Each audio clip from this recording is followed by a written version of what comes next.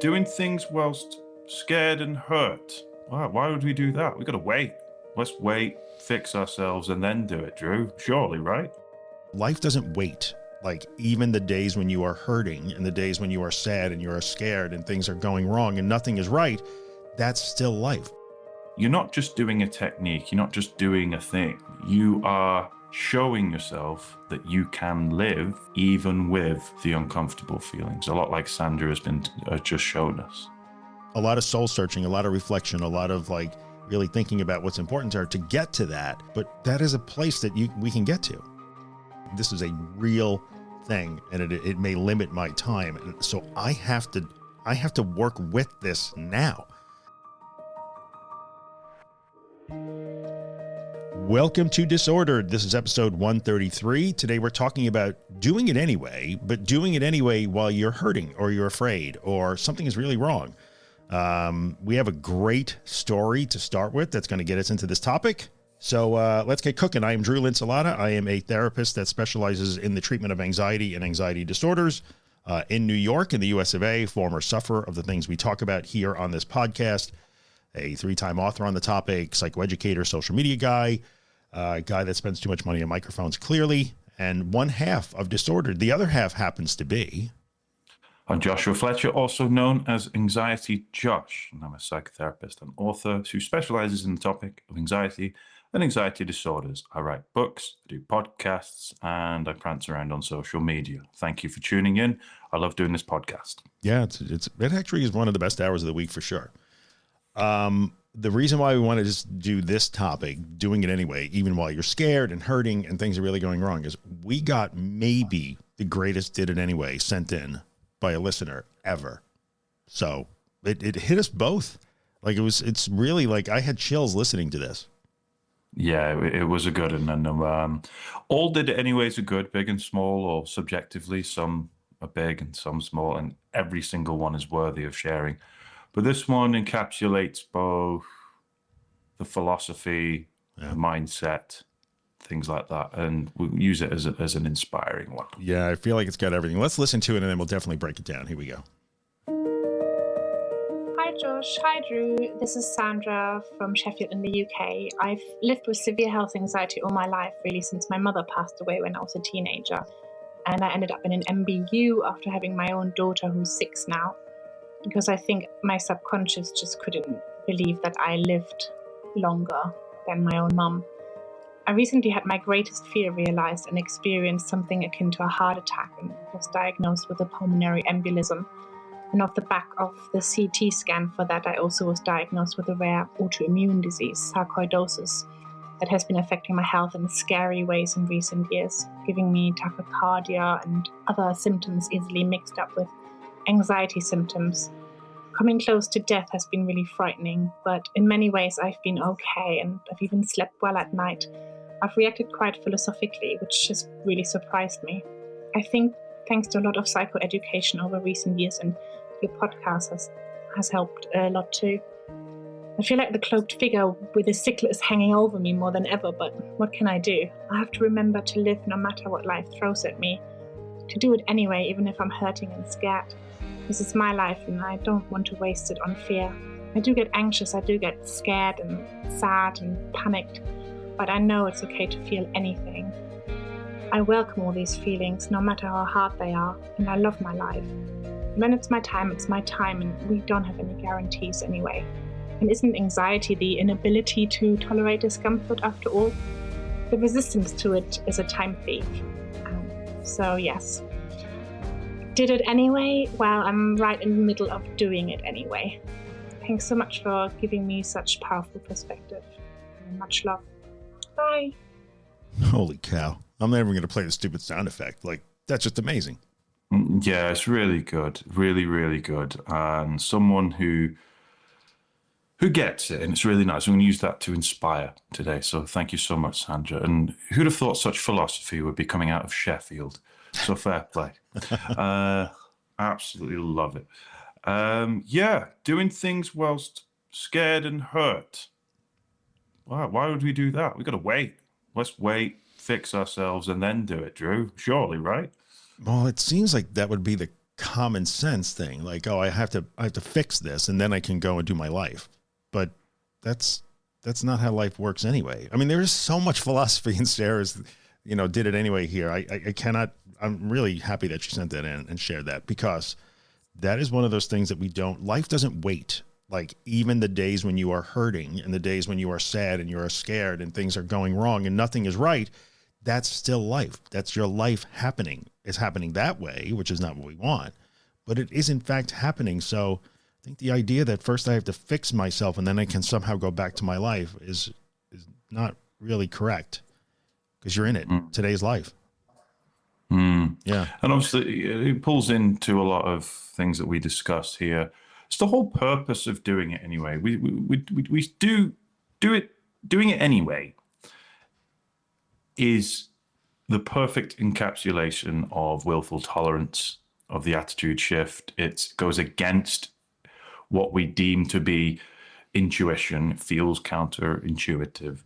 Well, it will challenge all these core beliefs, these schemas, these beliefs about yourself, about how you're not capable, you won't cope after it, you won't cope during it, something awful's going to happen, you're too anxious, you'll get overwhelmed. And then when you do it anyway, you're not just doing a technique, you're not just doing a thing. You are showing yourself that you can live even with the uncomfortable feelings, a lot like Sandra has been just shown us. And what was nice about that is that Sandra says, I have a lovely, happy life. Yeah. But yes, I do get anxious. Yes, I do get panicky sometimes. But I'm willing to have them as part of the broad spectrum of emotions that we have. And that's a real win there. Real win. Yeah. If you can, in the middle of telling a story about pulmonary embolism and sarcoidosis, which is a really serious situation that she's in, I love my life, she said. Like, whew. That was knocked me off my chair, because I think there's something about that. Like, and listen, I was there, you were there when I felt like I was a little off balance, or I was leaning to one side, or, whatever was going on. My heart was beating too fast. Oh my God, that's awful. That's terrible. Like, I'm suffering. This is hell. This is hell. This is hell. And on the other side of this, we have somebody who's, literally saying, like, I'm living in a life-threatening situation every day and I love my life. Yeah, what a lesson in that, right? Like, that is extreme. Don't get me wrong. Like, if Sarah has, I'm sure, done a lot. Sandra has done a lot. I'm sorry, we have other Sarahs coming up later, but Sandra has done a lot of work there, I suspect. A lot of soul searching, a lot of reflection, a lot of, like, really thinking about what's important to her to get to that. But that is a place that we can get to. I like how she surprised herself. Like, it came to this philosophical conclusion as a result of experience. Yeah, that's right. And I think the fact that reality is giving her no choice. There's no choice here. This is not I'll go and lay on the sofa and hopefully it'll go away and then I'll be back to life tomorrow or next day. Like, no. This is a real thing, and it may limit my time. And so I have to work with this now. And so she reacts in a philosophical way when confronted with that. And also it's in uncertainty as well, isn't it? So, like, we don't know, Right. Sandra could outlive everyone, we just don't know, but it's just the uncertainty that you have. Yeah.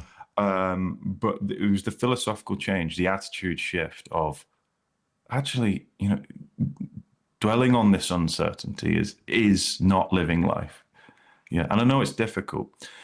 As she was talking, it's something I think about a lot as well, is I imagine anxiety disorders as living in two different worlds. So you've got the anxiety disorder world, the upside down from Stranger Things, where everything's grim and you're in the upside down and you're trying desperately to get to the upside where everything's sunny and colorful and wonderful. And people with anxiety disorders look around them, look at people walking down the street, people on TV, whatever, and they look at that world as if they're looking at it from the upside down, the strange world.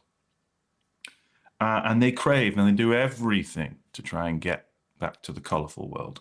And they can see themselves in the colorful world too, because they are more than their anxiety disorder. they exist in both worlds at the same time. So rather than kind of trying to conceptualize recovery as I am recovered when I'm fully in the colorful world and everything's nice, why not just smash down the glass and let both worlds exist? Sometimes you'll be walking down the street and it will be colorful, nice, and completely carefree and joyful and euphoric and all these things. But then sometimes, even on the same day, you might wander into the upside down and be like, actually, things look a bit tarnished and grim and all. But I've smashed these walls down. They're part of the same world. Yeah. I could just be living in that world there. And like Sandra said, sometimes I do get anxious. Sometimes I do get panicky. But I am also stepping into the colorful world too. It's part of my life. Everything's welcome. So try not to dichotomize your life as with an anxiety disorder as trying to leap from one world to the other and not resting until you've done that. No, both are existing at the same time and melt them into one. And you are still you. Like, even when you're in the grim, gray, doesn't feel good side of existence, you're still you. You are the same person. You're just in different circumstances, which is what everybody, that is life. We all experience that. It changes from day to day, minute by minute, hour by hour. So I love the way you figure that out. Like, break the glass between the two. No, it's all one. It's all one thing, really. I think the other thing that this Sandra story really brings up is this is that resistance to reality thing. So people will often tell us, and I know you hear the same thing, whether it's on social media or in our practices, like, but how am I supposed to deal with this horrible feeling? Like, that's a reasonable question. But the underlying that question, I think, is also the idea that, like, it's impossible. And the fact that it's here is a problem that must be solved so that I can move on. But try as you may, you cannot seem to solve this problem. You're probably listening to this podcast because you've been trying to solve that feeling and prevent it and stop it and control it for a very long time. So if that is in fact our reality as anxious people, we are going to feel anxious. We're going to be afraid. And if you're afraid of yourself, as anxious people are, and you can't get away from yourself, that's going to get triggered again and again and again. So if this is my reality, the next question has to be, okay, what do I do next? What do I do with this next? So, if you think about it, we had like Russ Harris on, and he, we had Steve Hayes on, we had Russ Harris. The Act Triflex open up. What are my options? Do what matters. So, like, even in the face of a difficult reality, we always have to land on, like, okay, now what? What comes next? As opposed to trying to go back in the sequence and stop the feeling that you have, but it's here. I don't want it to be, but it's here. Now what do I do with it while it's here? Because it's here.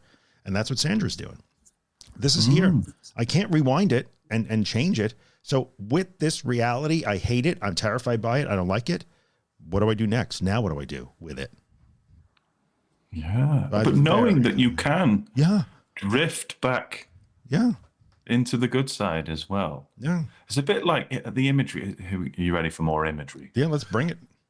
So it's a bit like, I don't know, maybe you're privileged and go water skiing. And let's say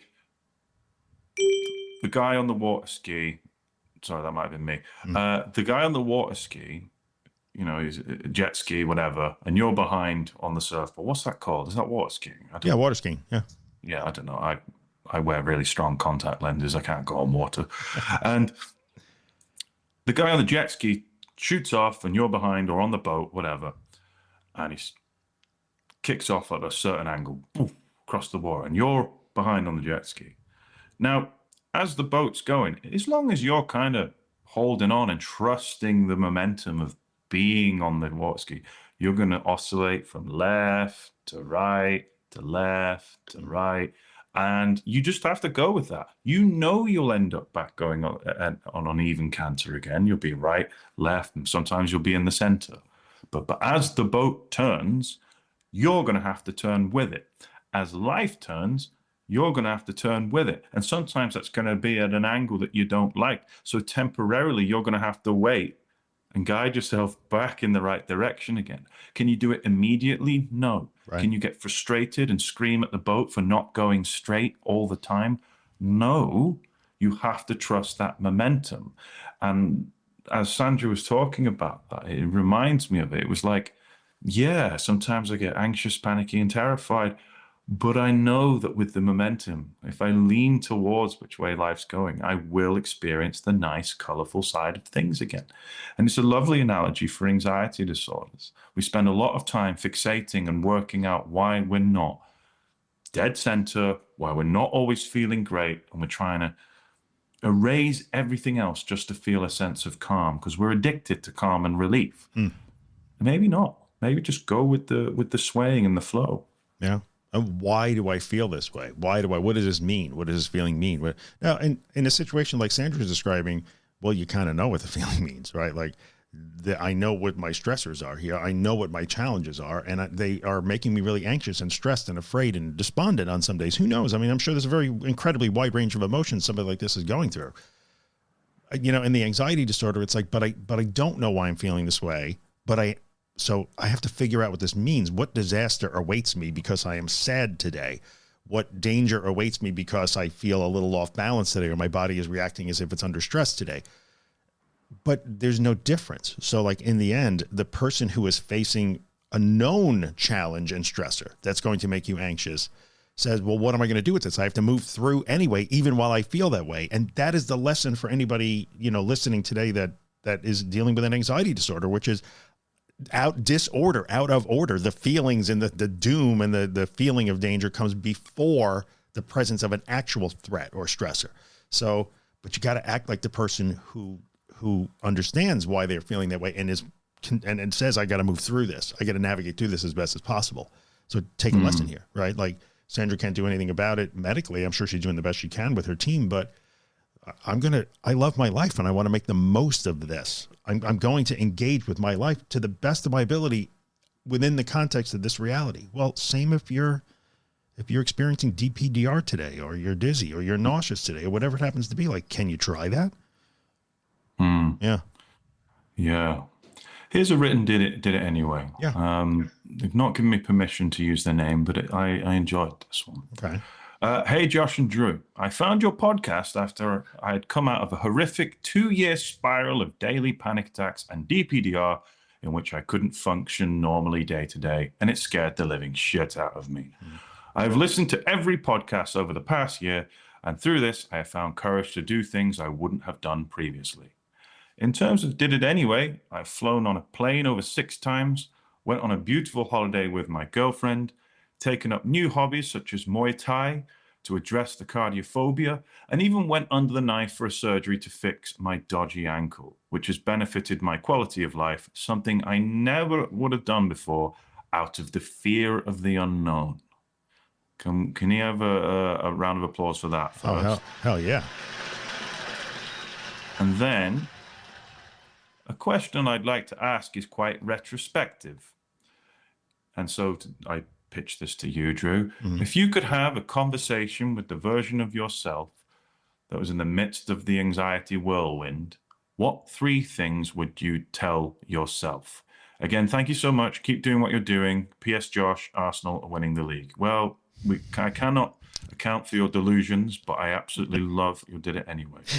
Drew, 3 things you would say to your previous self in the midst of an anxiety whirlwind. If I would, the first thing I would probably say is that I know it feels so strong, but that doesn't make it real. But let me qualify that. I would have had Are you talking about the Arsenal winning the league? I know it feels like it feels like they're going to win the league, that is not the reality. It doesn't mean it's right. Well, there you go. It's a perfect parallel, right, with an anxiety disorder. I know it feels like you're going to pass out and cause a scene and die at this restaurant, but no. And Arsenal's not winning the league either. So sorry, man. But yeah, I think that would be the first thing I would tell myself. Like I understand that it feels really powerful right now, and like something bad is going to happen, but the strength of the feeling doesn't indicate the actual outcome. The first and foremost, it's that. So you would say that to your previous self in the whirlwind? I would. Yeah. Yeah. Would he accept that? I'd be like, what the hell are you talking No, about? probably not. Just like, that's why people listen to this podcast every week. Like, it's fine. and come back every week if you need to. There's nothing wrong with that. But okay. You're going to get another chance. What would you say to that version of yourself who's going to just call BS? Okay. So now that version of me says, yeah, I'm not buying it because I'm just so terrified right now. I think I would probably say, I know you are. I'm not saying that you're not genuinely scared. This is not fake fear. It's just that the fear doesn't mean that there's a problem. It's real fear. Like, yes, it is. I know you're 100% terrified right now, dude, but I promise I can't. Can I say I'm from the future? That's cheating though. Can I say I'm future me? Now we're writing a whole sci-fi series here. It depends how realistic it is, though. I know. If you're already sensitized and really scared, you're just going to think you're losing your mind. Me from the future like shows up. You actually appear from the future, and you've got like dementophobia and fear of going crazy. Yeah, that would the first thing I would do would be like, I'm finally going crazy. Yeah, I'm seeing future versions of me, albeit he does look dapper. But, yeah, I would have to show up like with a flying car so that it's, oh no, it really is future me, because you don't have one of these, but don't have one of those today either. But I guess in the end, that would be the second thing. So the objection of Anxious Drew would be like, okay, fine, but that's not ringing a bell with me right now. I'm terrified. I'm shaking. I'm sweating. I'm like, everything's spinning. Like, this isn't okay. I know those are real feelings, but it's okay. They don't mean that the danger is real.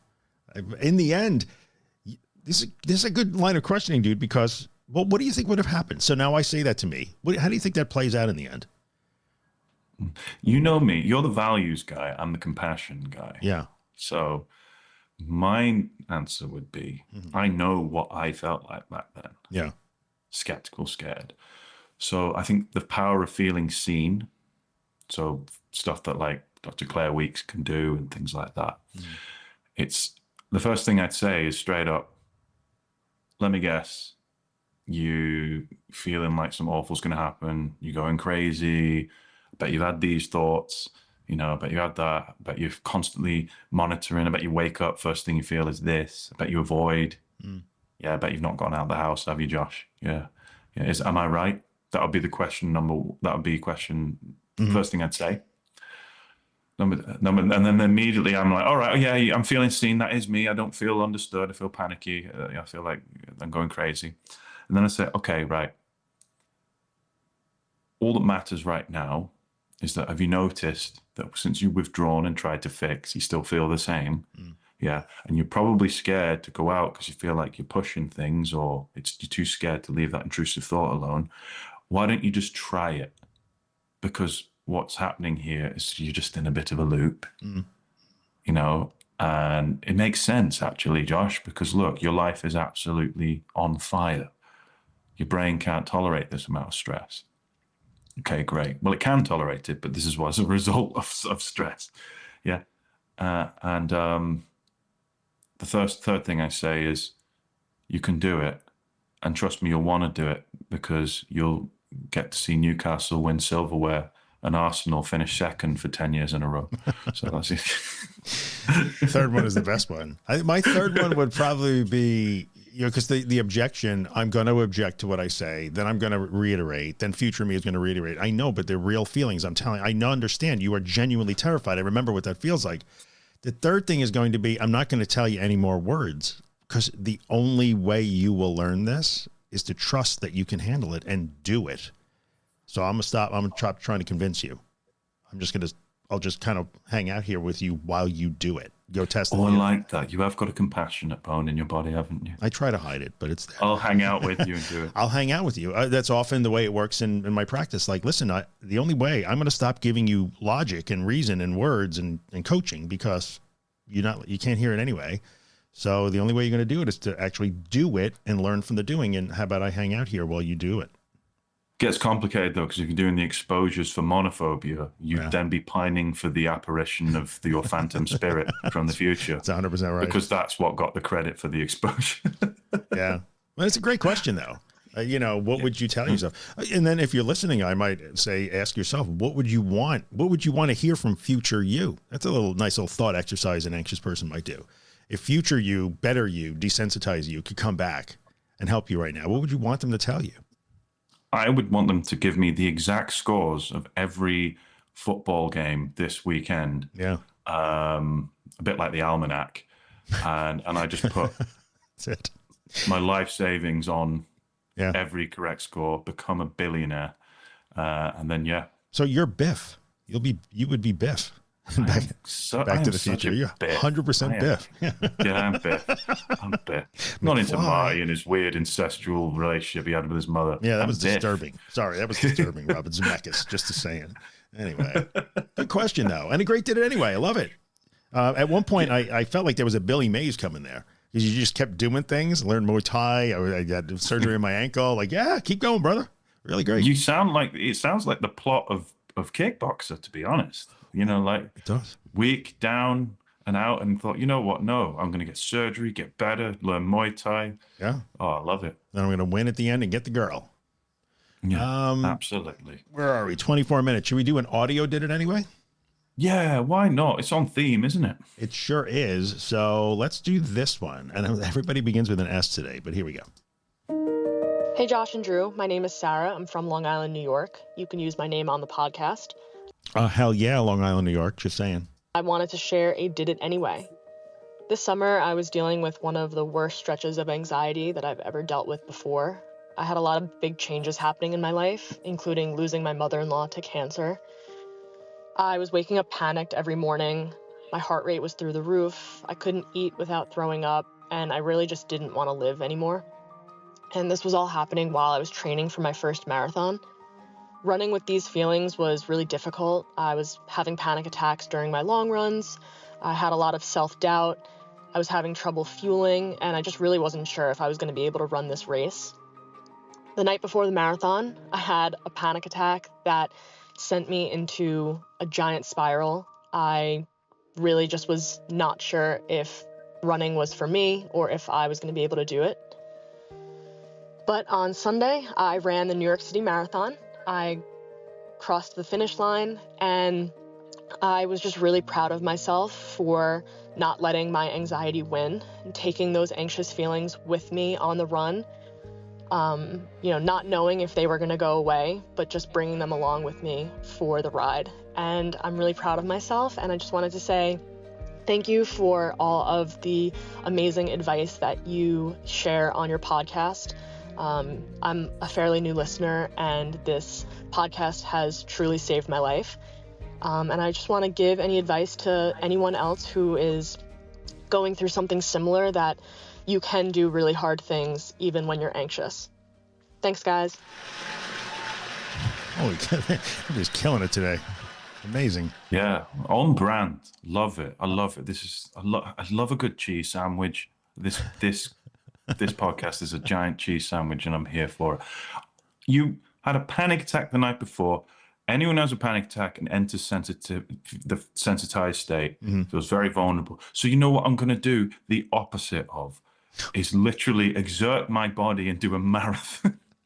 I mean, it's really extreme, right? It's so crazy. good. Yeah, it's So really good. great. This isn't like I went to the supermarket the next day. She ran the New York City 26 miles. She ran.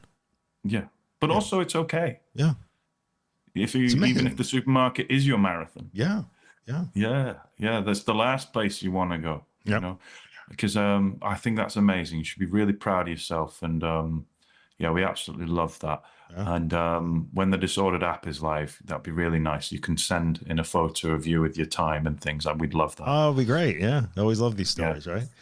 So today we're talking about do it anyway while you're afraid, or do it anyway while you're hurting, or do it. Well, every did it anyway is while you're afraid and hurting and things aren't going well. Now, we're talking about maybe the bigger picture in your life. It's hard to do it anyway when life is just crushing you, for sure. But like in the middle of that did it anyway, whether it's just meeting a challenge or doing an intentional exposure, every one of them is while you're scared and things aren't going well. Otherwise it wouldn't be a did it anyway. It would just be a did it. Like nobody would care and you wouldn't have to send it in. So like, let's acknowledge that. Like every time you decide to do this, you will be scared. You will be afraid. You will be uncertain. You will feel vulnerable. You will doubt. You will, all of those things. The win is that you moved through those feelings and did not let them take away from what is important to you. Doing what non-anxious you would do with the feelings.